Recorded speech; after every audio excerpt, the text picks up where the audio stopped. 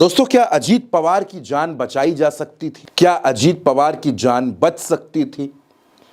अगर केंद्र सरकार अजीत पवार की बात पर गौर कर लेती, अगर अजीत पवार की बात थोड़ा पहले मान ली जाती, तो क्या अजीत पवार की जान बच सकती थी? अजीत पवार इस तरह से दुनिया को छोड़कर ना जाते। अगर अजीत पवार की बातों को सीरियसली लिया जाता तो आज अजीत पवार जीवित होते।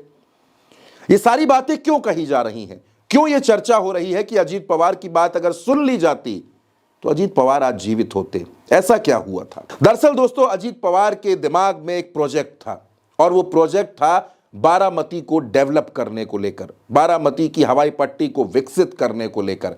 और क्या था वो प्रोजेक्ट, वो भी मैं आपको बताता हूं। दोस्तों, अजीत पवार का निधन हो चुका है, लेकिन आज उनकी जो विजनरी सोच थी, वो बारामती के बारे में जितना सोचते थे, उसका एक और प्रमाण मिलता है। दोस्तों, टाइम्स ऑफ इंडिया की रिपोर्ट के मुताबिक बारामती की हवाई पट्टी को पिछले साल जुलाई में Maharashtra airport development company MADC ने अपने अधिकार में ले लिया था। और यह भी बताया जा रहा है कि अजीत पवार ने हाल ही में MADC के साथ मीटिंग्स करके योजना को अंतिम रूप दे दिया था बारामती की हवाई पट्टी को विकसित करने के लिए। हिंदुस्तान टाइम्स की रिपोर्ट ये कहती है कि अगस्त 2025 तक हवाई पट्टी का मैनेजमेंट अनिल अंबानी के स्वामित्व वाली रिलायंस एयरपोर्ट डेवलपर्स देख रही थी।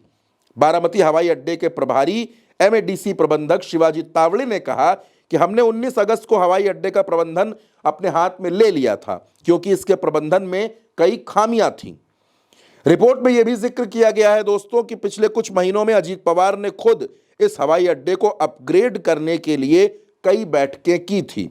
उन्होंने PAPI, नाइट लैंडिंग और नियमित ATC जैसी बुनियादी सुविधाओं की भी मांग की थी। यानी अजीत पवार चाहते थे कि बारामती की यह हवाई पट्टी डेवलप हो, यहां पर सुविधाएं बढ़ाई जाए, यहां सुविधाओं की कमी है। और अजीत पवार इसके लिए मीटिंग्स भी कर रहे थे, अजीत पवार इसके लिए अधिकारियों से मिल भी रहे थे। मंथन चल रहा था कि बारामती की इस हवाई पट्टी का विकास किया जाए, इसको विकसित किया जाए, क्योंकि यहां खामियां हैं, यहां कमियां हैं, यहां लैंडिंग में तकनीकी दिक्कतें आ सकती हैं, परेशानियां हो सकती हैं।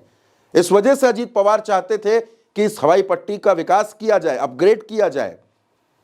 लेकिन जब तक ये प्रोजेक्ट पूरा होता होता, काम शुरू होता होता, उससे पहले यह हादसा अजीत पवार के साथ ही हो गया। अजीत पवार अब इस दुनिया में नहीं है, विमान हादसे में उनका निधन हो गया। और अब कई सवाल हैं दोस्तों, अजीत पवार की मौत पर कई सवाल हैं।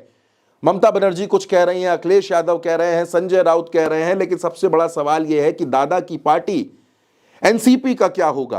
वो घड़ी जो अजीत पवार को बड़ी प्यारी थी, जिस घड़ी की वजह से ही उनके शव की पहचान हुई, वो घड़ी जिस पार्टी का चुनाव चिन्ह है, उसका भविष्य क्या होगा? कौन संभालेगा NCP को? कौन सरकार में साझेदारी करेगा? डिप्टी CM कौन बनेगा? विभागों में कैसे बंटवारा होगा? पार्टी का अध्यक्ष कौन होगा? एक नए सिरे से सब कुछ खड़ा करना होगा। इतनी बड़ी जिम्मेदारी आखिर संभालेगा कौन?